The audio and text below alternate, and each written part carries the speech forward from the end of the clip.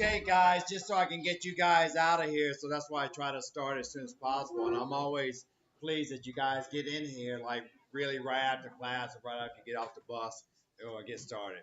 So I got two ejections for today for sure. It's the first one is try to make sure to let you guys know about, guide you a little bit about Empire Wealth, so you won't be staying up all night.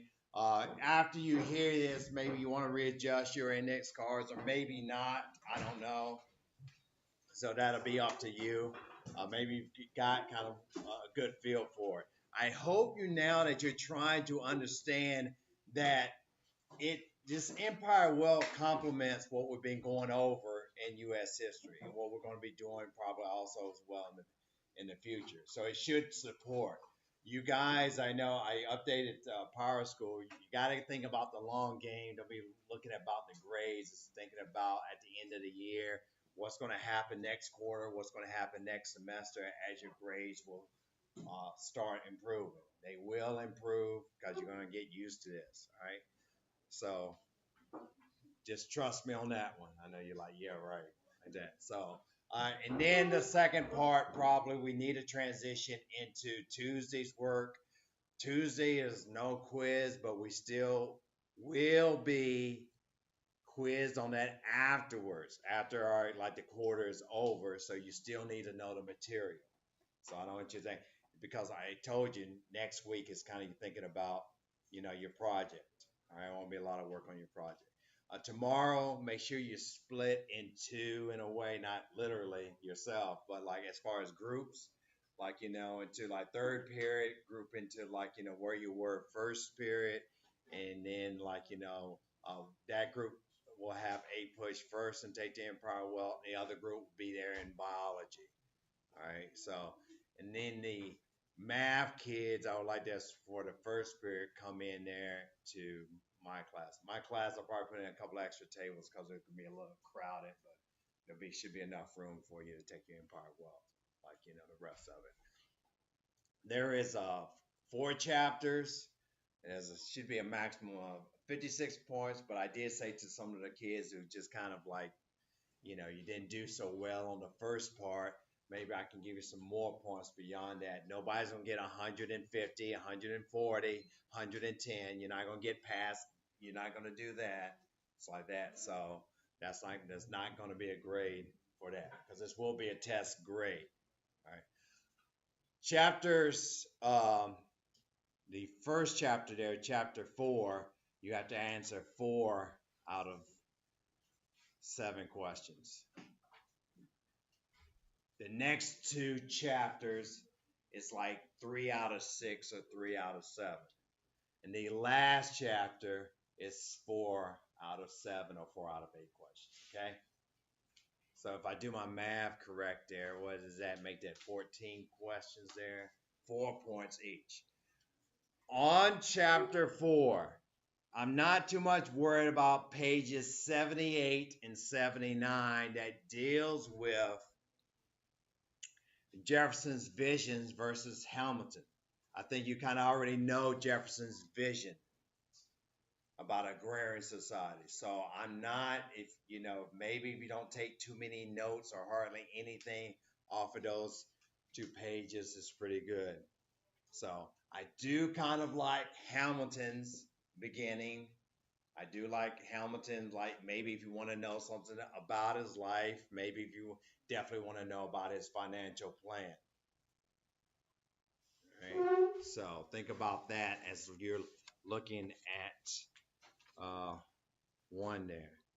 As far as the next chapter, chapter 5, I don't think I have to worry about too much again, pages 94 and 95 to go back over the Embargo Act and the reasons for that and why he did the Embargo Act. There's no use of you guys wasting some time and putting that on your index card because there's no need. But definitely, I would say on there for that chapter 5 that you are concerned with, you know, reason why I like chapter 5 a lot is the kind of like cotton production details about that too as well. What did it do? I love Mr. Slater. I love Mr. Loyal. Now again, I'm saying a lot of things. Remember, you're gonna have choices. All these things here as well.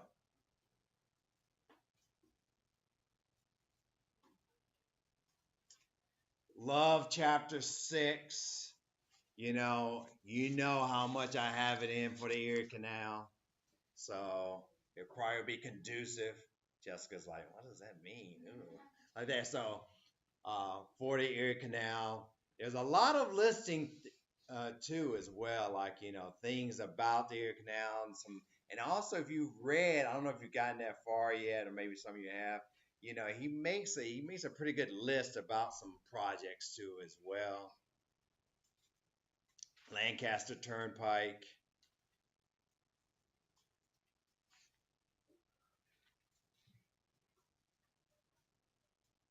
Those are good hints. I'll tell you that for that chapter. It's like that. Last chapter, has anybody gotten into it? Why do you think this probably? Boy, I got 1, 2, 3, 4, 5, 6, 7. Like again, so 4 out of 7 there. Why is that really like probably relatable? What does this kind of concentrate on really? Does anybody know the last chapter that you're responsible for? Chapter 7, the banks, like that. So it's really a kind of rehashment of the bank war. Who's in favor of it? Why? Why is Jackson again opposed to it?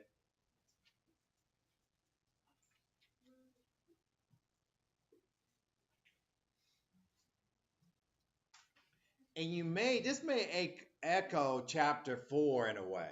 This may echo chapter 4 about functions of banks. What do they need for? What are some of the things that, again, what can you list out of the banks? So,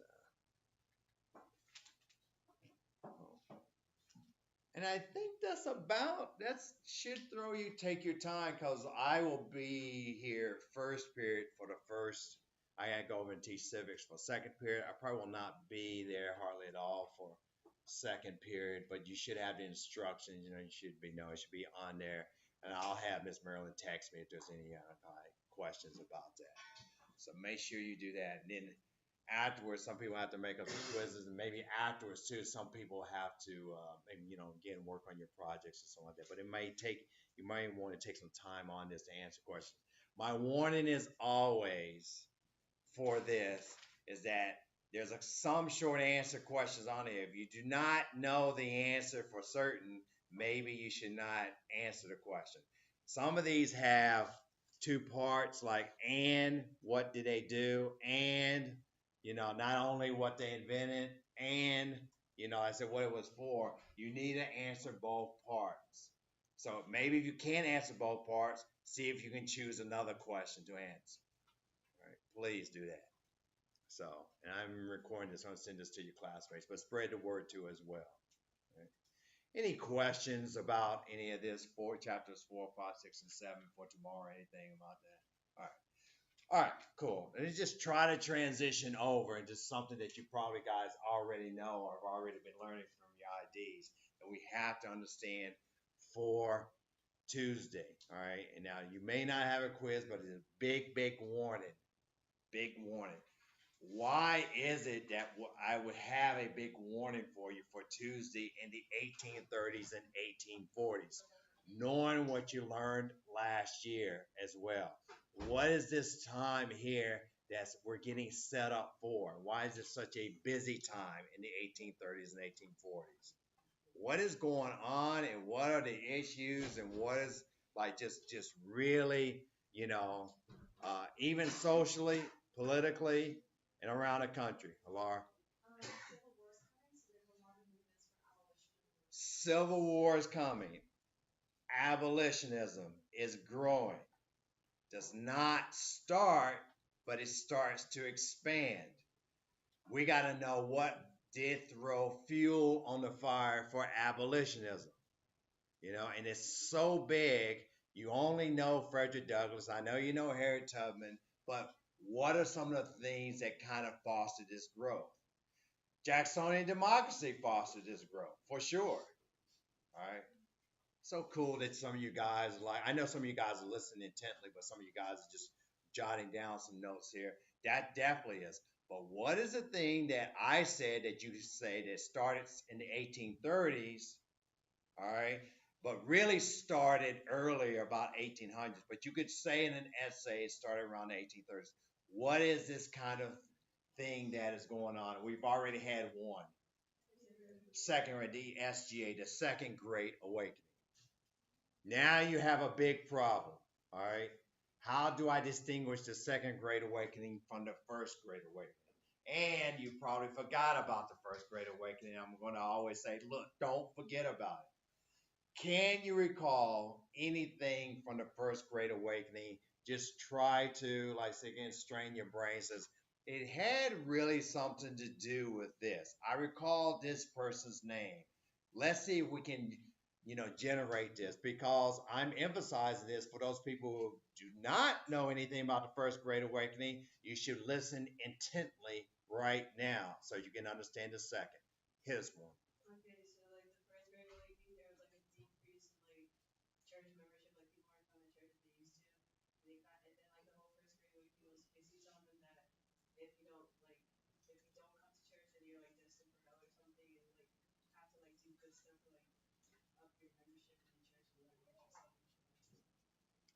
Well, the Second Great Awakening is, I mean, the First Great Awakening is a reaction to a seemingly decline in interest into the church. All right. Anybody else want to add what they can kind of recall there? So that's one thing. It is a reaction to the seemingly decline in church kind of interest or kind of like, membership as well. Right? First Great Awakening is really trying to, address these concerns. Go ahead. It's a reaction to the Enlightenment. All right, definitely a reaction to the deists, and you could almost say that it has similarities to the Second Great Awakening as well. The people in the First Great Awakening were kind of concerned with kind of this like breaking away from the Congregationalists, breaking away from the kind of Anglican type of churches. They were really concerned, like Divine said, of this and going to more rationalism, deism from the Enlightenment. Why else was the churches like people turning away from the churches? What is it about the Congregationalists that, like, George Whitfield and Jonathan Edwards tried to address? What were some of the things they were trying to address about these services and kind of like the practices of the churches there? So you may recall any of that? What was kind of like, really why would Ben Franklin want to hear George Whitfield instead of John Winthrop? Why would he want to do that? Mr. Price, I don't know those people, but maybe do some deduction here of what you can recall when I scared some of you. Yes.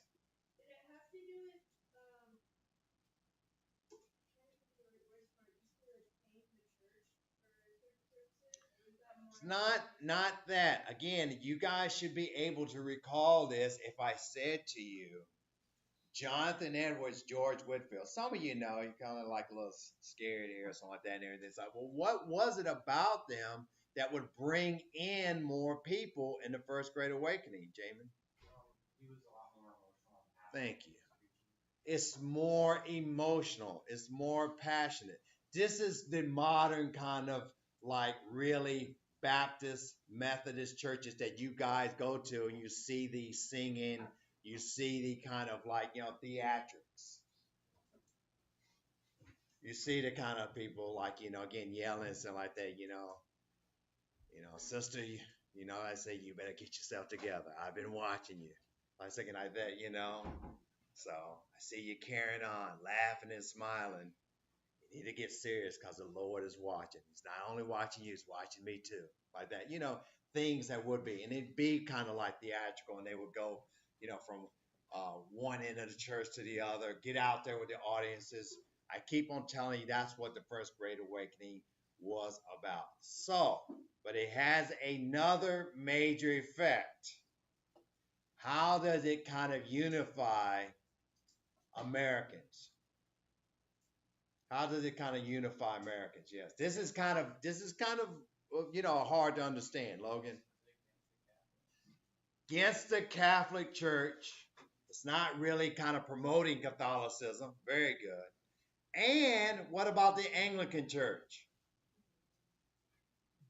Maybe opposing is kind of too much of a harsh word, but what?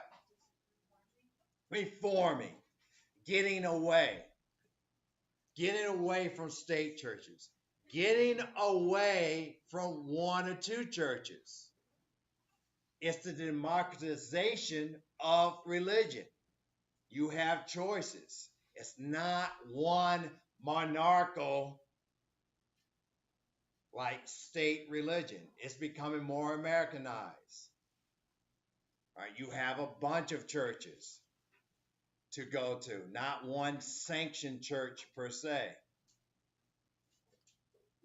Some different denominations growing, particularly the Presbyterians and the Methodists. All right, and it's important you understand First Great Awakening before we get to the Second Great Awakening. I'm kind of glad about this because it's hard to understand, and I had this trouble every year with these Great Awakenings. What is actually, do they want to promote education or not promote education? What do they want to do? Promote education. You get more of the Ivy League schools that you guys are going to be applying to.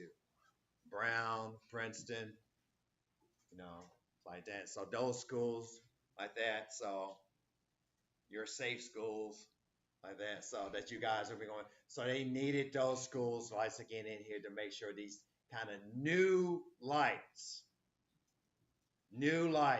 so key.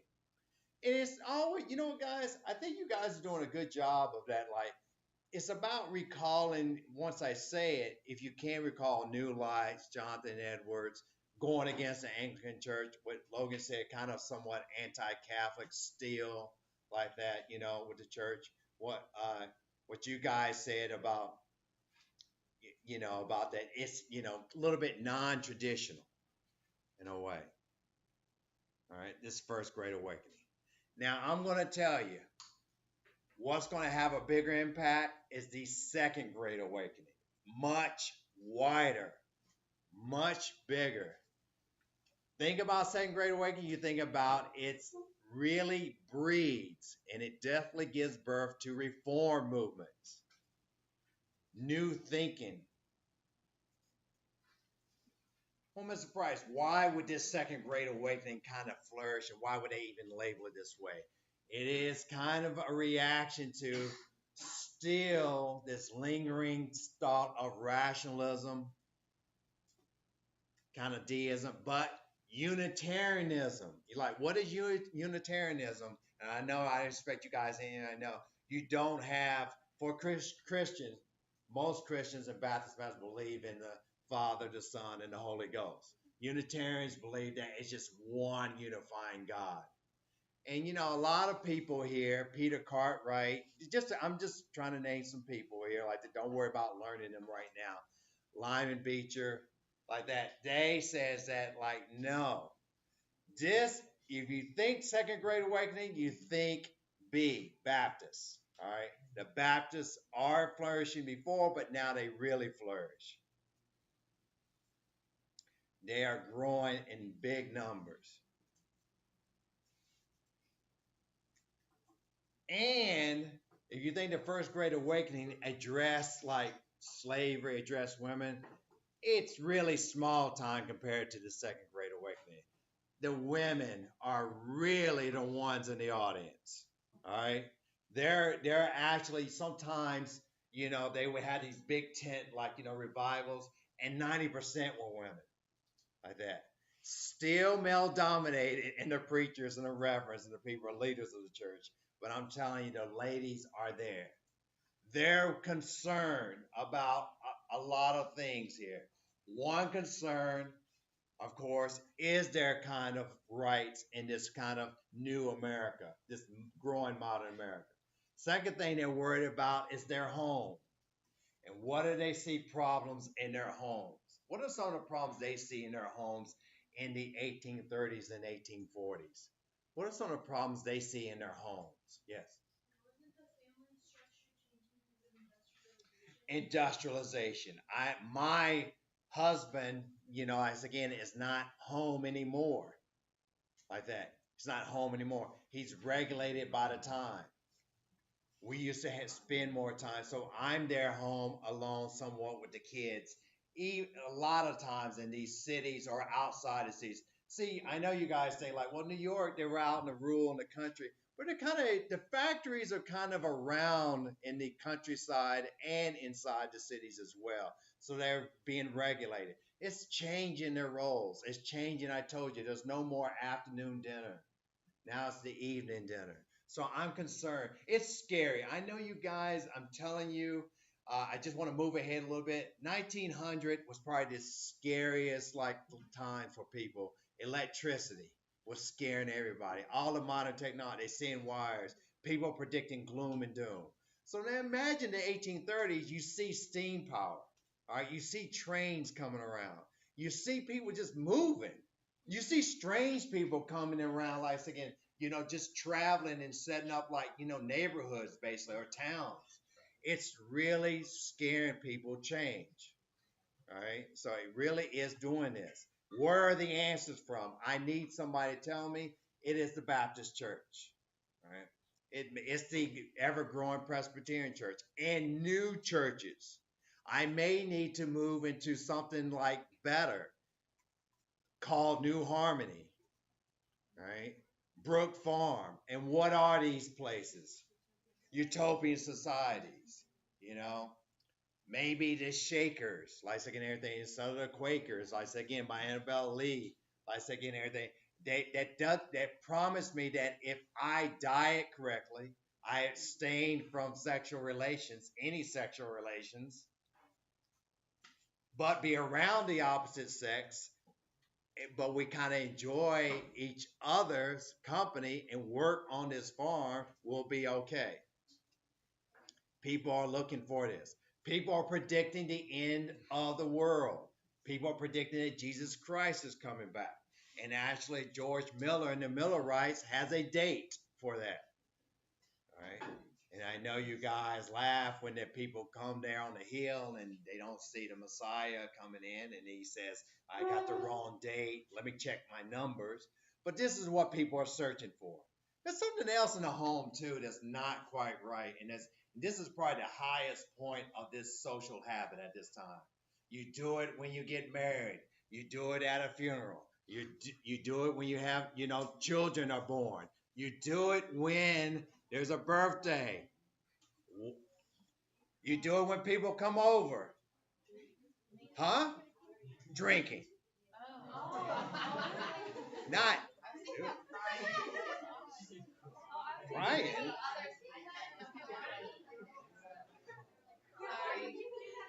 Sorry, guys. Teenagers. Uh, you would not see like it's like 1845 and you're at a funeral like man it's like is this a funeral or a party? There's so many people drinking.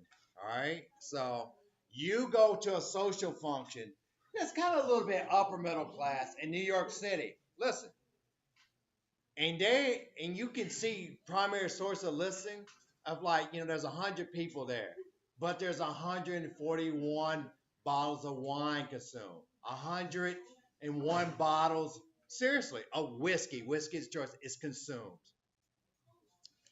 Um, Beer is not the popular drink because beer needs to be, it tastes a little bit better when it's more on the colder side. It goes stale.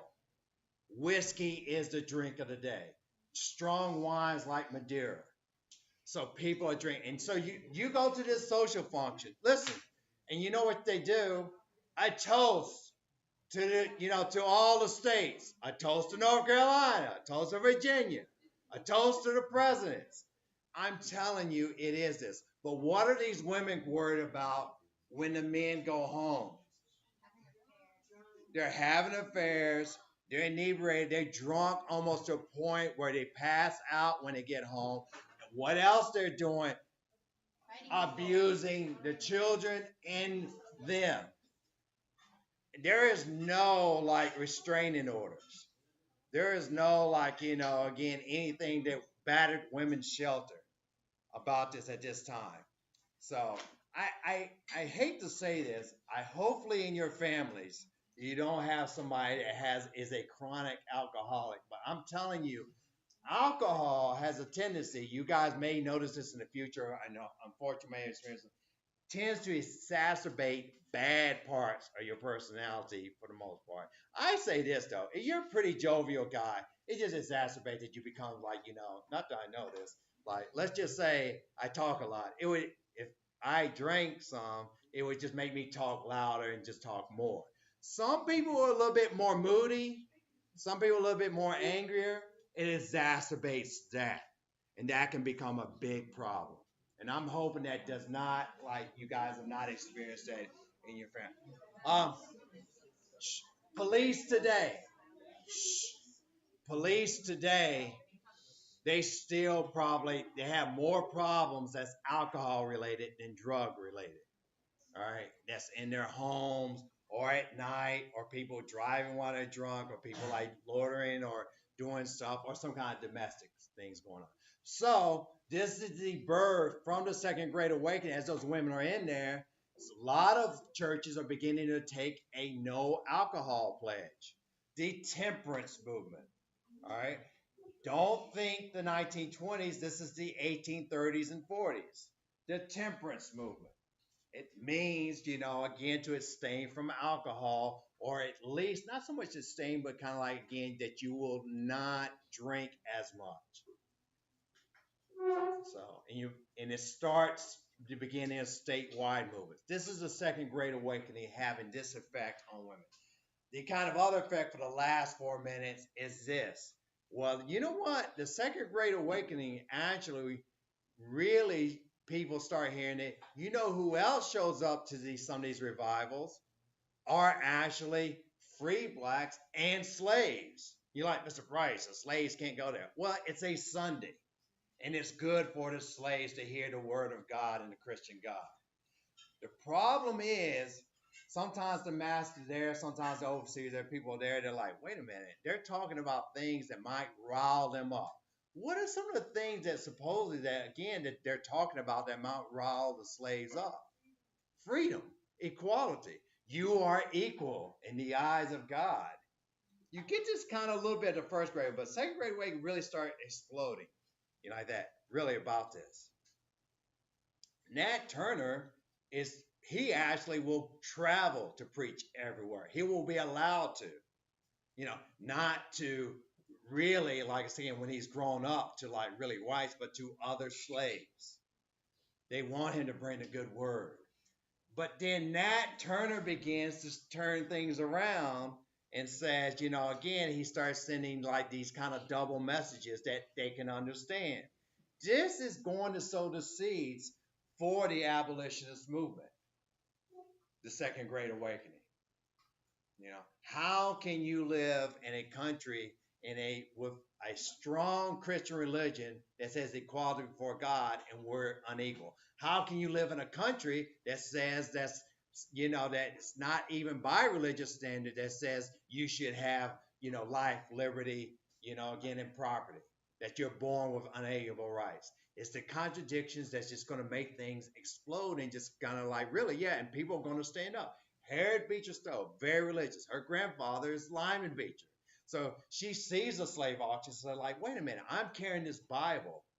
And like again, and I'm seeing this woman and her daughter being separated, being sold in this slave auction. How can I be a Christian?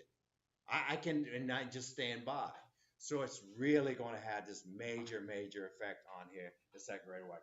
All right. All sorts of reform, prison, Dorothea Dix. Like again, mental ill. I'm telling you, you do not want to know, even up until 1970s, how they treat the mentally ill and the disabled, punching them, tying them up, restraining them. I mean, talking about for simple things that you think just people had some depression. There's no such thing as depression anyway back then. That actually is a 1940s and 50s thing in a way. But I'm just saying that you're talking about you cannot. I know it's not Greek times about like throwing the babies over cliffs, but I'm telling you, your kid has Down syndrome. It is not going to be good. There might be a circus act. All right, that's how pitiful it was for like say back then. I'm telling you. All right, so it's really not good for like again the disabled and the sincerely mentally ill. And a lot of time, who's diagnosed as mentally ill and who was definitely not mentally ill, who is the number one kinds of people who are diagnosed with mental illness. Oh, I'm going, yes. And where are you taken? To the asylum, taken to the place there, because, oh, she's having, they're like, there's nothing wrong with me. Oh, come on with me, missus. A lot of times, most of the diagnoses are for ladies, and they're like crazy. All right. A lot of times. Yes, a lot. No, seriously, like again, everything for that. They would say like, oh, and it's not about they did not understand biology. They didn't want to be concerned about that. Even if they wanted to get rid of you in a way, you get it. They would start making say, well, I don't know, you've been acting funny. Like, what do you mean funny? You get like that. I've been talking to people in the neighborhood where I can, you need to get to a professional. All right. I'm telling you, even in the early 20th century, they start prescribing on this, like, well, she's depressed. Well, what should I do? Well, start extracting her teeth. There's a new method of pulling out her teeth. All right. Put her in a cold immersion bath, like she will be in water. Like again, and they just stay in there for about 6 hours and stay there. All right, you just say and keep adding cold to make sure the water's cold. These type of things that's going on, but at least I'm gonna let you go. It's the attempt. It's reform, reform, reform. Second Great Awakening. Please, maybe if you have time, take 5 or 7 minutes, go back over that before we go back on Tuesday and go to transition. You guys have been great. You guys have been great.